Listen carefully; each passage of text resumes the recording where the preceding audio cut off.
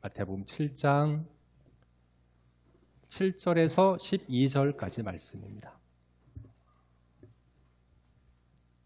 마태복음 7장 7절에서 12절까지 말씀 함께 교독하겠습니다.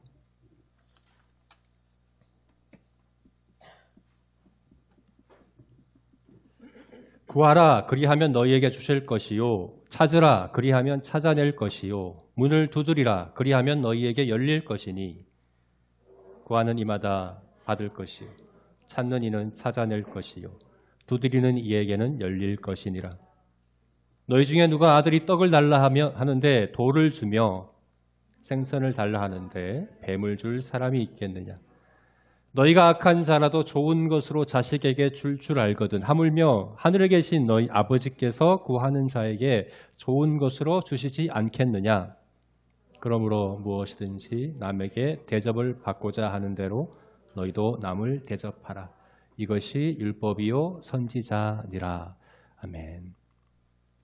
네, 오늘 우리가 읽은 이 본문 말씀은요, 산상설교의 본론의 마지막 부분입니다. 산상설교의 본론의 마지막 부분이다. 네, 산상설교가 뭡니까?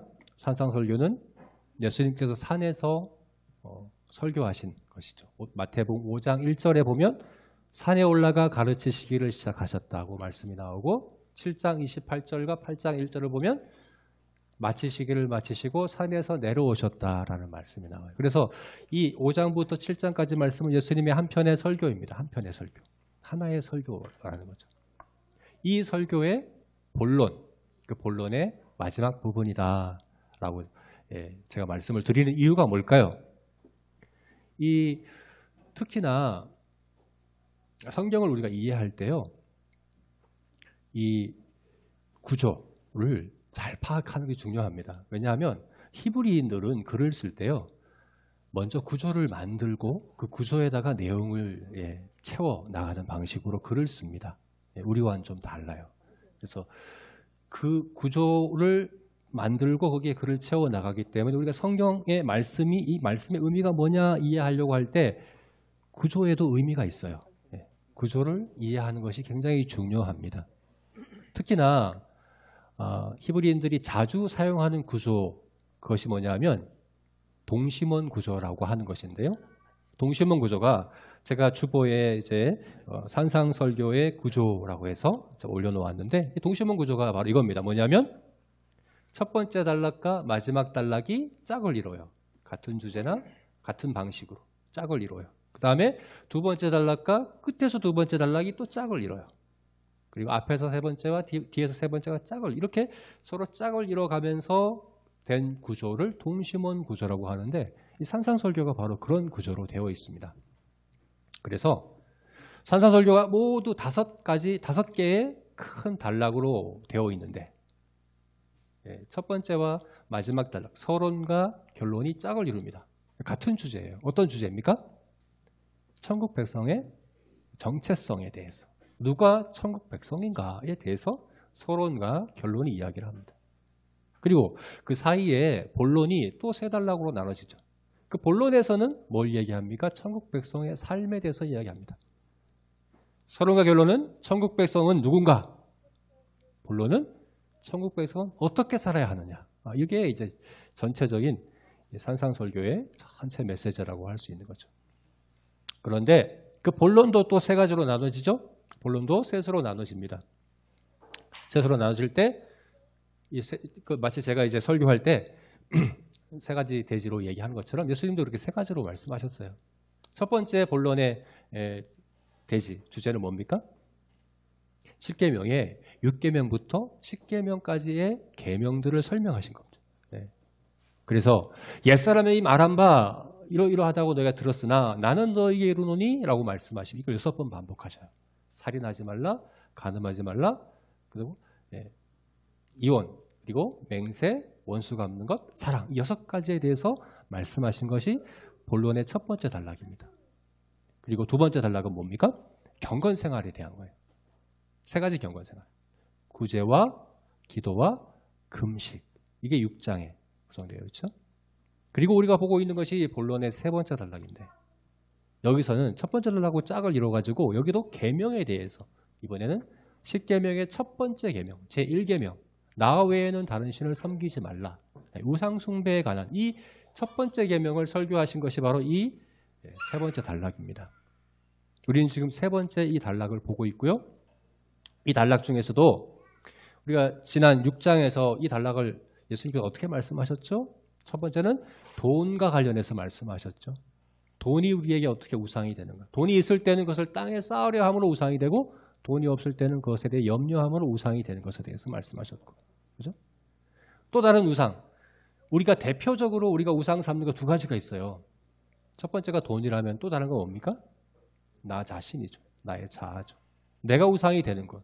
이것은 내가 이중잣대를 사용해서 나 자신에 대해서는 헤아림으로 다른 사람에 대해서는 판단하고 심판하고 정죄하는 것으로 하는, 내가 하나님을 대신하려고 하는, 내가 하나님의 자리에 앉고자 하는, 내가 우상되는 것에 대해서 예수님께서 말씀하셨습니다.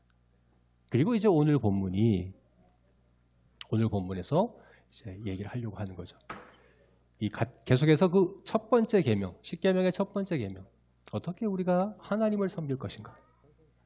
우리가 우상 숭배자가 되지 아니하고 어떻게 하나님이 우리의 주인됨을 믿고 또 그렇게 살아갈 것이냐에 대해서 오늘 본문에서 이야기를 하는 겁니다.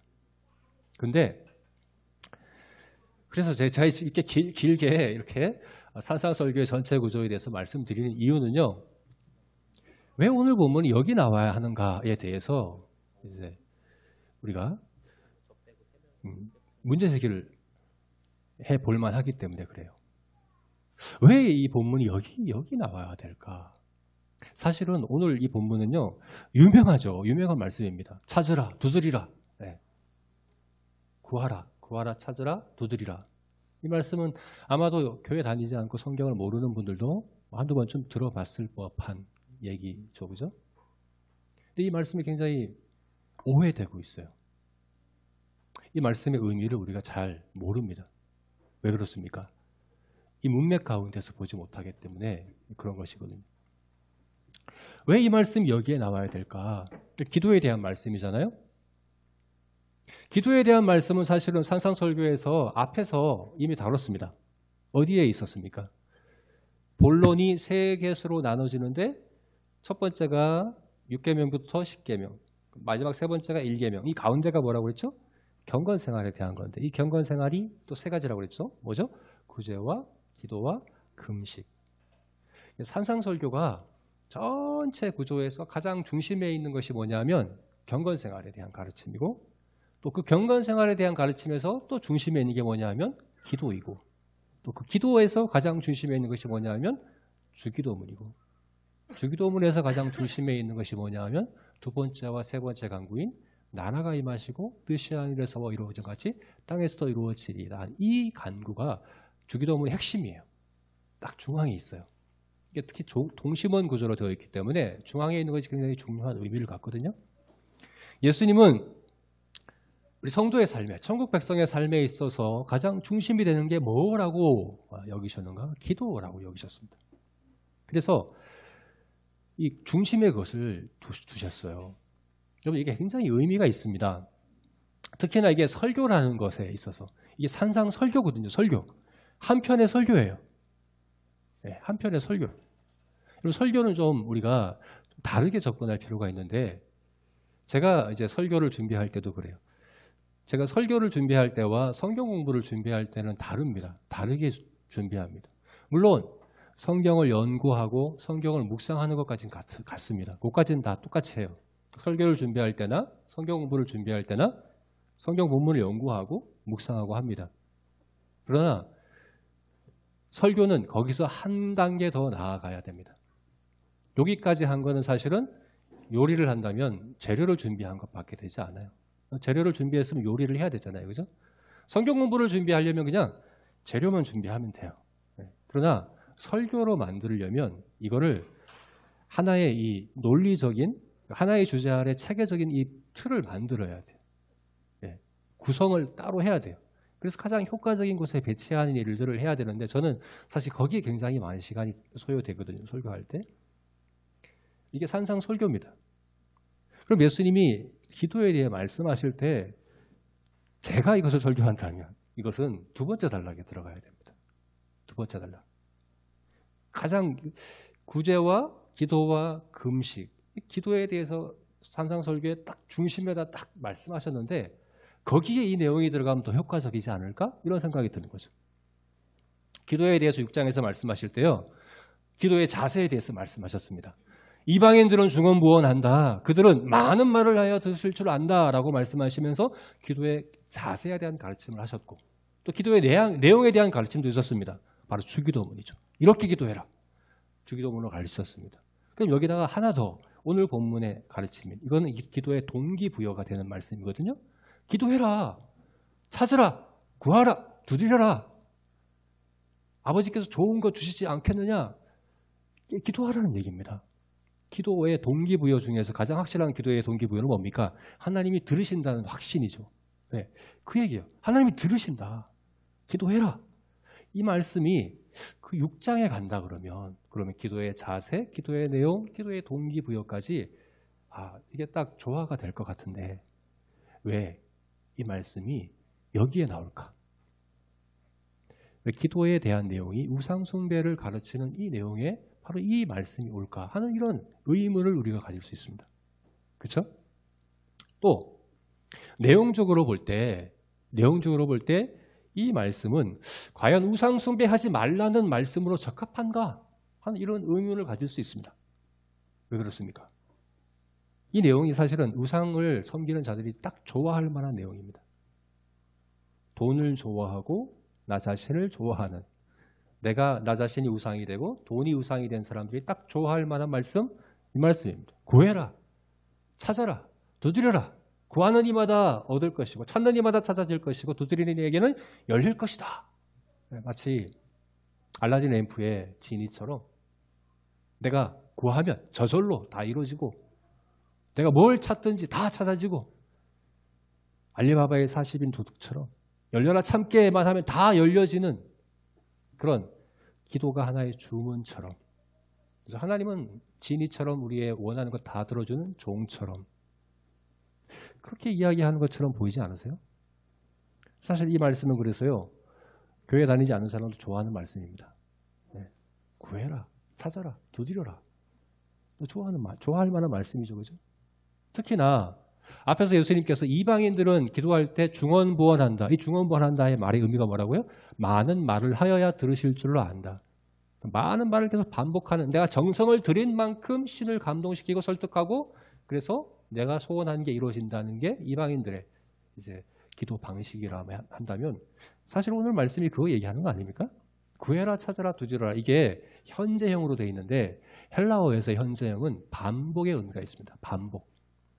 반복해서 계속해서 구하고 찾고 두드리고 구하고 찾고 두드리고 이방인의 기도 방식을 얘기하는 것처럼 보이지 않으십니까? 그죠? 그러면 지금 우상 숭배하지 말라고 하는 돈과 너 자신이 우상이 되지 말라고 하는 이 맥락에 이것을 말씀하시는 맥락 가운데 왜 이 말씀을 하셨을까 하는 이런 의문을 우리가 갖게 되는 거죠. 네, 우리가 이 본문에 대하여 이 말씀에 대하여 오해하게 될 때 바로 그런 의문을 갖게 된다는 겁니다. 여러분 이 말씀은 오늘 우리에게 주신 이 말씀은 단순히 기도에 대한 가르침만이 아닙니다. 물론 기도에 대하여 말씀하시지만 더 중요한 예수님의 목적이 있습니다. 초점이 있습니다. 뭡니까? 우상 숭배하지 말라는 겁니다. 앞서서는 우리가 우상 삼는 두 가지 돈과 자기 자신 이걸 우상으로 삼지 말라고 하는 부정적인 측면에서 말씀하셨다면 이제는 긍정적인 차원에서 하나님을 주인으로 삼는 건 뭐냐에 대해서 말씀하시고 우리가 우상 숭배하는 것에 대한 처방으로서 주신 말씀이 이 말씀이에요. 단순한 기도에 대한 말씀만이 아니라 우리가 어떻게 우상 숭배자가 되지 않을 수 있을까? 내가 어떻게 돈을 그리고 나 자신을 우상으로 삼지 않고 하나님을 나의 주인으로 삼고 살아갈 것인가? 우리가 연약한 걸 잘 아시거든요. 칼빈은 우리 마음이 사람의 마음은 우상 공장이다라고 해서 하나님이 아닌 자꾸 하나님이 주신 선물들을 하나님처럼 여기는 것이 사람들의 잘못이라고 지적한 것처럼 자꾸 우리는 우상을 삼아요. 어떻게 하면 우리가 이 우상에서 벗어날 수 있는가? 어떻게 하면 우리가 하나님을 하나님으로 인생을 정말 우리의 주인 되신 하나님을 섬기는 삶으로 이렇게 살아갈 것인가? 어떻게 하면 되는가? 그거에 대한 처방으로 주신 말씀입니다. 그렇게 이해해야지 오늘 본문의 의미가 제대로 파악되고 이해되는 거죠. 그래서 이것을 세 가지로 우리가 나눠본다면 7절과 8절 말씀은 하나님께 끊임없이 나아갈 것을 말씀하고 있습니다. 어떻게 우리가 우상을 섬기지 않을 수 있는가? 하나님께 끊임없이 나아가라. 끊임없이 하나님께 나아가라. 이게 7절, 8절에서 말씀하시는 것이고, 그 다음에 9절부터 11절까지 말씀은 하나님께서 주시는 것이 좋은 것임을 감사히 여기라. 하나님은 좋은 것 주시는 분이시다. 하나님이 주신 좋은 것을 감사하라. 이것이 우상숭배에 대한 두 번째 처방이라면, 마지막 세 번째는 12절 말씀에서 황금률을 실천하라. 황금률이 뭡니까? 남에게 대접받고자 하는 대로 너도 남을 그대로 대접하라. 이것을 실천하는, 이것이 우리가 우상 숭배를 하지 않을 수 있는 예수님이 주신 세 번째 처방인 거죠. 네. 그렇게 오늘 본문을 이해할 때 예수님이 말씀하신 의도를 우리가 잘 알게 되는 거죠. 이 각각의 의미에 대해서 제가 다시 한번 설명드리겠습니다. 첫 번째로 7절, 8절 말씀입니다. 우리 한번 7절, 8절을 다시 읽어볼까요? 7절, 8절 함께 읽어보겠습니다. 시작.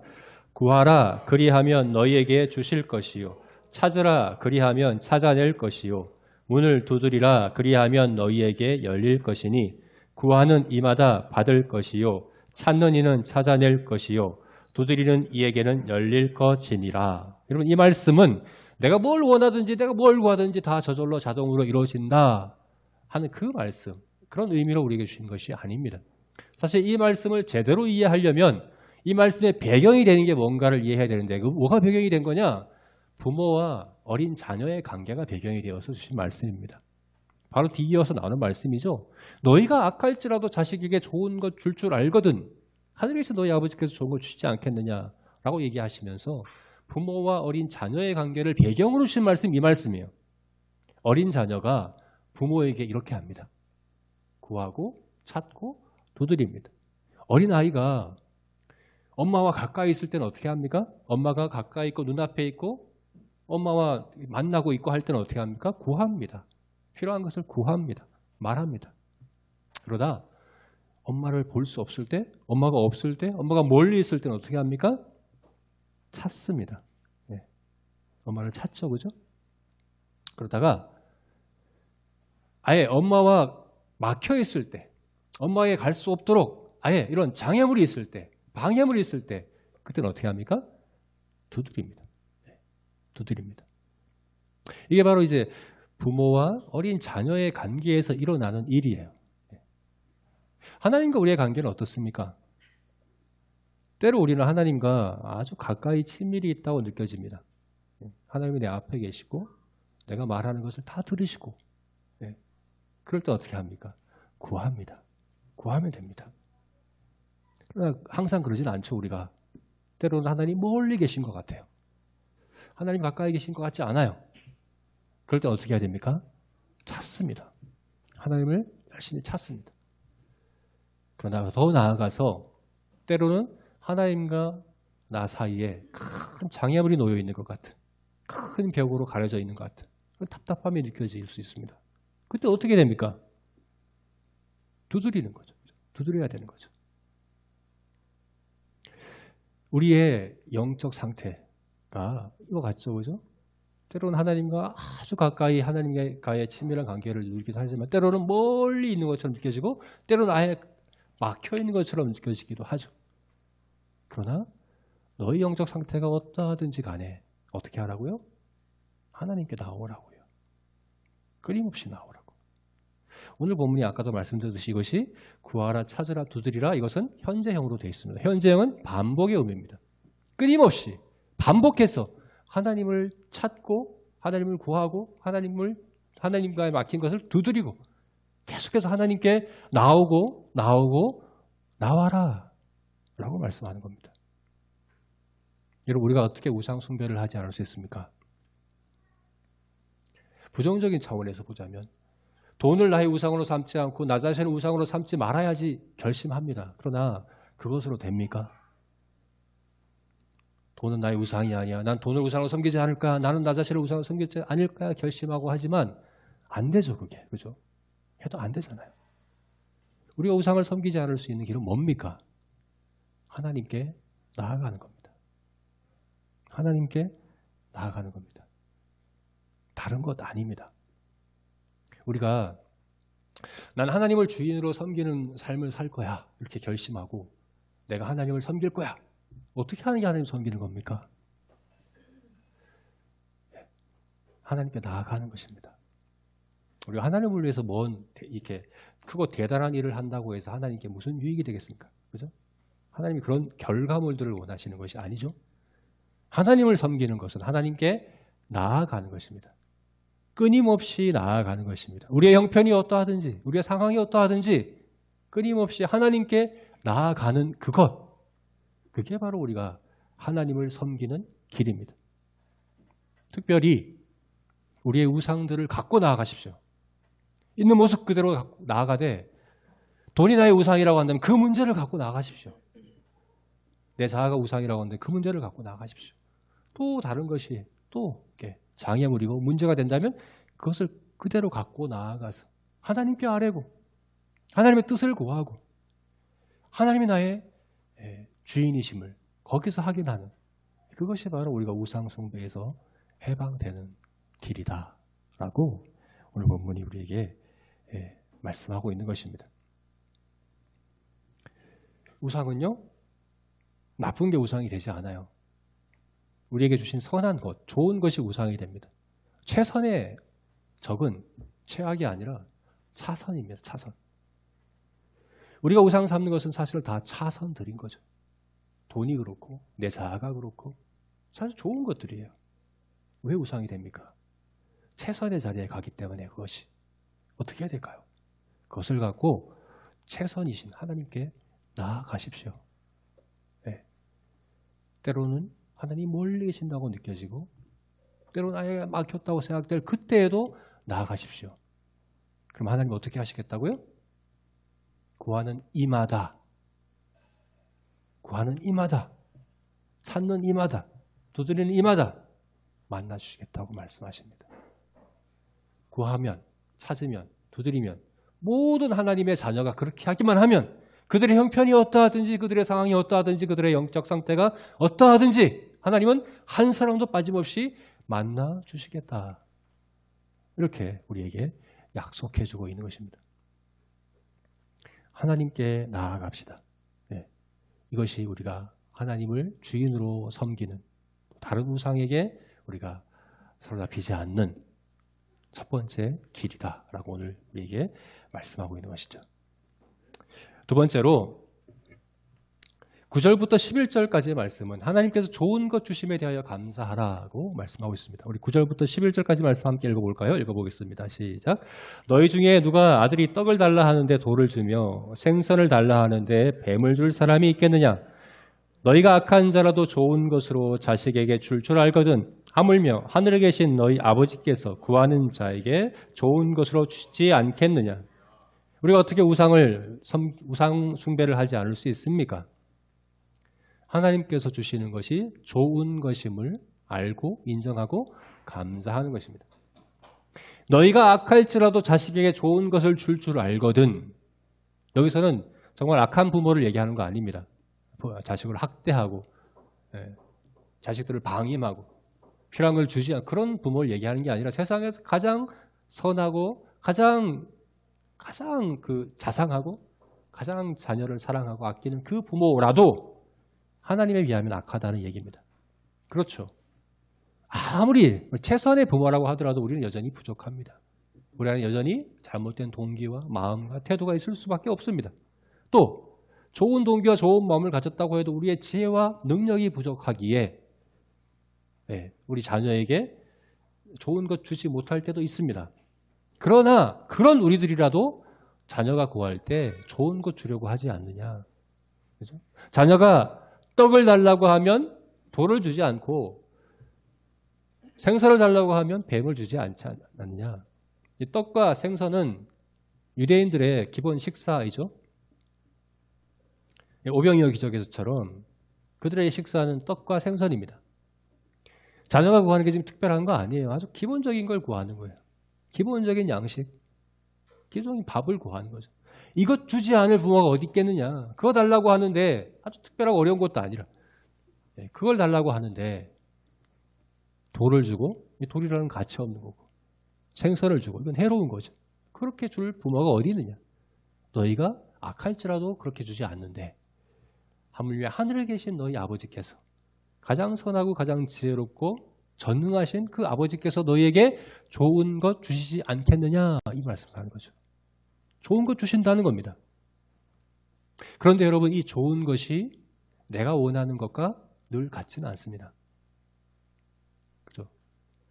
좋은 것이 내가 원하는 것과 같지 않습니다. 내가 원하는 것이 항상 좋은 것일까요? 우리 자녀들이 어떻습니까? 우리 자녀들이 우리에게 요구하는 것이 항상 좋은 것입니까? 그렇지 않죠. 우리가 우리 자녀들에게 요구한다고 다 주지 않습니다. 왜요? 좋은 것 주기 싫어서? 아니요. 좋은 것 주고 싶어서 주지 않습니다. 거절합니다. 자녀가 뱀을 달라고 하면 그대로 주면 됩니까? 자녀가 돌을 달라고 하면 그걸 먹으라고 주겠습니까? 근데 때로 자녀들은 그렇게 구하거든요. 그럼 어떻게 해야 됩니까? 그것을 들어주지 않는 것이 오히려 좋은 것 주시는 것일 수도 있는 거죠. 아버지께서 우리에게 좋은 것 주신다 하는 것은 바로 이런 의미입니다. 나에게 가장 좋은 것으로 우리에게 주신다. 이걸 알아라. 이걸 인정해라 라고 얘기하는 것이죠. 이것이 우리가 우상 숭배에서 벗어나고 돈과 나 자아를 우상으로 삼지 않는 길입니다. 내가 원하는 것이 아니라 아버지께서 주시는 것이 가장 좋은 것임을 인정하고 그것에 감사하는 것입니다. 특별히요, 이 좋은 거 주신다라는 이 말씀이 누가복음에도 나오는데 누가복음에는 조금 다르게 나옵니다. 누가복음 11장 13절을 보게 되면 너희가 악할지라도 좋은 것을 자식에게 줄 알거든 너희 하늘 아버지께서 구하는 자에게 성령을 주시지 않겠느냐. 성령을 주시지 않겠느냐. 마태복음에서는 지금 좋은 것을 주시지 않겠느냐라고 말씀했지만 누가복음에서는 뭐라고요? 좋은 것을 주시지 않겠느냐라고 말씀했습니다. 좀 다르죠? 왜 누가복음에서는 성령이라고 말하고 마태복음에서는 좋은 것이라고 말했을까요? 일단 그 이유에 대해서는 우리가 또 다르게 또 알아봐야 되는 것이겠지만 여기서는 예수님께서 지금 얘기하실 때 이 좋은 것이라는 이 의미가 그 의미가 바로 물질적인 것을 의미하는 것이 아님을 우리가 알게 됩니다. 물질적인 것. 다시 말해서 일반 은총에 속한 것. 일반 은총에 속한 게 뭘까요? 일반 은총이라는 것은 하나님이 창조주시기 때문에 모든 피조물들을 돌보시는 걸 얘기하는 거죠.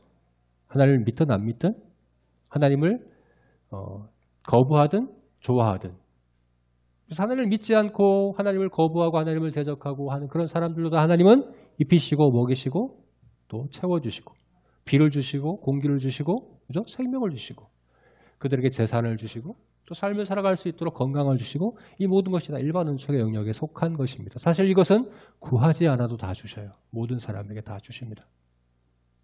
그런데 여기서 좋은 거 주시겠다고 말씀하신 것은 구해야 주시는 것을 얘기하는 건데 그건 뭡니까? 그건 일반 은총에 속한 것이 아니라 특별 은총에 속한 것. 이것은 모든 피조물에게 주신 것이 아니라 구속받은 구원받은 사람에게 주시는 것. 그것을 이야기하는 거죠. 그래서 성령을 주신다라고 말씀한 것입니다. 그래서 하나님이 주시는 좋은 것 가장 좋은 게 뭘까요? 하나님이 주시는 가장 좋은 게 뭘까요? 바로 하나님 자신인 거죠. 하나님 자신인 거죠. 하나님이 우리에게 주시는 가장 좋은 것은 하나님 자신입니다. 그래서 때로는 우리에게 우리가 구하는 것들을 주시지 않기도 합니다. 왜요? 가장 좋은 것을 주시기 위해서. 때로 성도들이 예수님 믿지 않는 사람들도 더 이렇게 잘 살고 건강하고 평안하고 평탄하게 성공하며 살아가는데 예수님 믿는 사람들이 오히려 헐벗고 굶주리고 가난하고 병들고 또 죽기도 하고 왜 이러냐? 정말 기도가 소용이 있는 게 맞나? 하나님이 주인이신 게 맞나? 이런 의심이 들기도 하는 거죠. 그죠? 네. 왜 그렇게 하십니까? 왜? 더 좋은 것, 가장 좋은 것, 우리 구원에 속한 것들을 주시기 위해서 그러하다는 거죠. 그래서 로마서 말씀에서 환난과 기근과 적신과 위험과 칼과 사망과 이 모든 것들이 결국은 합력하여 선을 이루게 하신다라고 말씀하신 겁니다. 하나님 모든 것을 선을 이루게 하십니다. 다시 말해서 어떤 것이라도 하나님은 좋은 것 되게 하십니다. 좋은 것 주시고자 하는 목적으로 모든 것을 허락하십니다. 이 믿음이 우리에게 있어야 합니다. 그래서 로이드 존스 목사님이 이렇게 얘기했습니다. 하나님이 내 기도에 다 응답하지 않은 것이 나는 감사하다. 내가 구하는 것마다 다 주시지 않은 그것이 나는 감사하다. 만약 내가 구하는 모든 걸 하나님이 주신다고 한다면 나는 무서워서 기도도 못할 거다. 네. 내가 구하는 것이 다 좋은 것이 아니기 때문에 그런 것이죠. 이 믿음이 우리에게 있어야 됩니다. 하나님이 주신 것에 감사해야 합니다. 하나님이 주신 것이 좋은 것입니다. 이것이 바로 우리가 우상 숭배, 특별히 재물을, 돈을 우상으로 섬기는 것에 대한 예수님이 처방으로 주신 것이 바로 이것입니다. 하나님이 나에게 주신 것에 대하여 감사하는 것. 때로 내가 구하고 내가 원하고 내가 바라는 것들을 주시지 않는다 하더라도 하나님은 좋은 것 주시는 하나님이시며 그 모든 것들을 통하여 선을 이루시는 하나님이심을 믿음으로 고백하는 것. 이것이 바로 하나님을 주인으로 섬기는 자의 자세이고 태도입니다. 저와 여러분이 그러하기를 주님의 이름으로 축원합니다. 네. 마지막 세 번째로 12절 말씀을 통해서 황금률을 실천하라 라고 말씀하고 있죠. 황금률을 실천하라. 12절 말씀 함께 읽어볼까요? 12절 읽어보겠습니다. 시작. 그러므로 무엇이든지 남에게 대접을 받고자 하는 대로 너희도 남을 대접하라. 이것이 율법이요 선지자이니라. 네. 이것은 앞에서 우리가 좋은 것 주신다라는 이 말씀은 재물을 우상으로 삼는 것에 대한 처방이라고 한다면 이것은 내 자신을 우상으로 삼는 것에 대한 처방으로 주신 말씀입니다. 무엇이든지 남에게 대접을 받고자 하는 대로 너희도 남을 대접하라. 우리가 다 자신을 사랑합니다. 나를 사랑하죠. 그죠? 그런데 전에는 내가 나를 사랑하는 것이 우상 숭배가 되었다고 한다면 이제는 이것이 오히려 남을 사랑하는 그런 통로가 되고 근거가 되게 하신다. 내가 나를 사랑하는 것만큼 남을 사랑하라. 내 이웃을 내 몸처럼 사랑하라. 네가 대접을 받고자 하는 대로 너도 남을 대접하라. 얼마나 감사한 말씀이에요. 예수님은 우리에게 너 자신을 사랑하지 말라고 말씀하지 않으십니다. 야, 너 자신을 우상으로 섬기니까 너 자신을 미워해.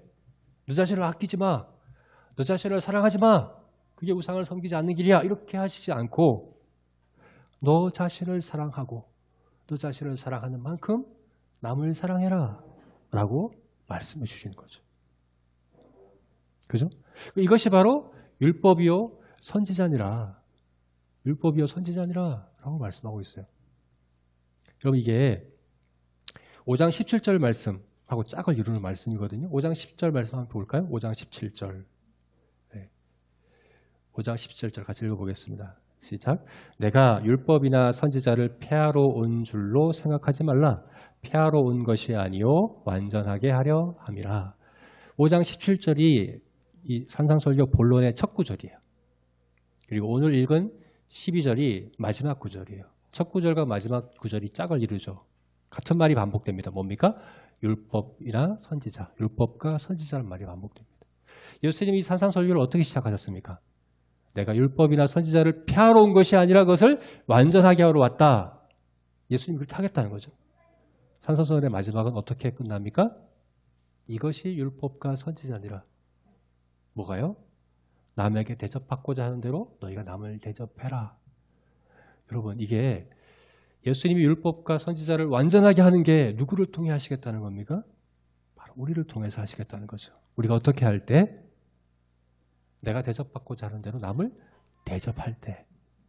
그것이 바로 율법과 선지자 아니라 이 산상수조 설교 전체가 사실 예수님의 율법과 선지자에 대한 설명이었죠. 그 모든 것을 지키기 위해서 여러 가지 규칙들을, 여러 가지 조항들을 다 말할 필요 없다. 한 가지 원리만 알면 된다.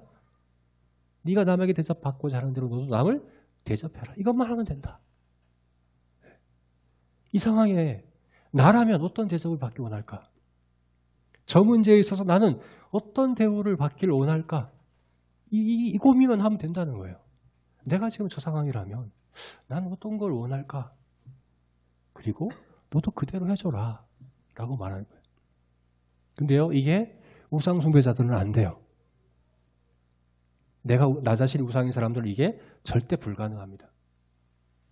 이중잣대로 하기 때문에. 근데 이것에서 해방되는 길을 우리에게 주셨다는 겁니다. 그게 바로 오늘 12절 말씀에 그러므로 라는 말로 시작되는 이유입니다.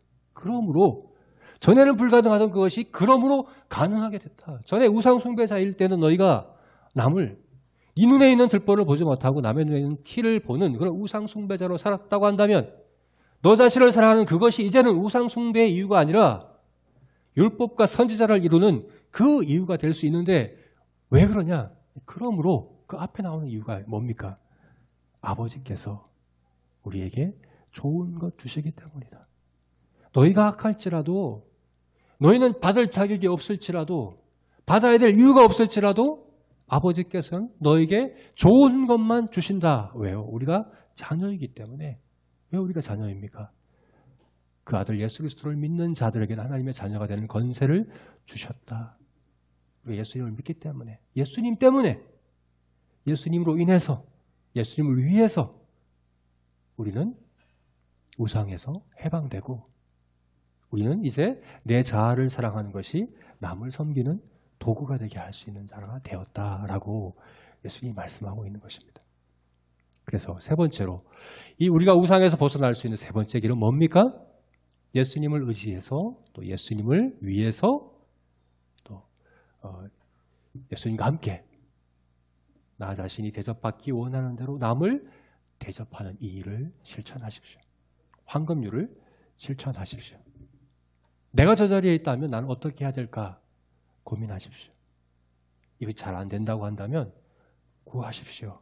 나에게 좋은 거 주신 하나님, 내가 악할지라도 아낌없이 모든 것을 주시는 그 하나님, 나를 키워 여기신 그 하나님의 그 사랑이 흘러갈 수 있도록, 저절로 흘러갈 수 있도록 내가 예수 그리스도를 의지하여 그렇게 하나님을 주인으로 삼는 그런 천국 백성답게 살아가게 하옵소서. 이렇게 구하십시오.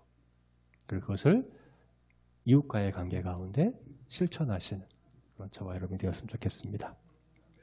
말씀을 맺겠습니다. 네, 이제 우리가 산상설교 본론을 마쳤습니다. 산상설교 본론 다 마쳤습니다. 산상설교 본론은 한 가지 주제라고 그랬죠.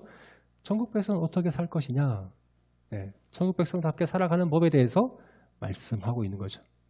여러분, 우리가 천국 백성답게 살아갑시다. 그리고 천국 백성답게 살아갈 수 있습니다.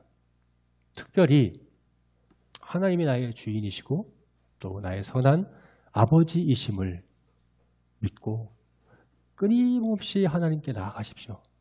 여러분의 상황이 어떠하든 여러분의 형편이 어떠하든 있는 모습 그대로 하나님 앞에 끊임없이 나아가십시오. 때로 내 안에 큰 우상이 있어서 이것이 하나님께 나가는 큰 벽처럼 여겨지는, 하나님과 나의 사이에 큰 벽이 막혀 있는 것처럼 느껴지는 그런 상황에 있어서라도 그것을 가지고 하나님 앞에 나아가십시오. 그리고 하나님이 주시는 것에 대해 감사하십시오. 하나님이 나를 가장 좋은 것 주시며 돌보신다는 사실을 믿고 구하고 또 그 주신 것에 대하여 감사히 여기는 우리가 되었으면 좋겠습니다. 그리고 그것이 이웃과의 관계 가운데 흘러갈 수 있도록 내가 대접받고자 하는 대로 남을 대접하기를 실천하는 그런 저와 여러분이 되었으면 좋겠습니다. 네, 같이 기도하겠습니다.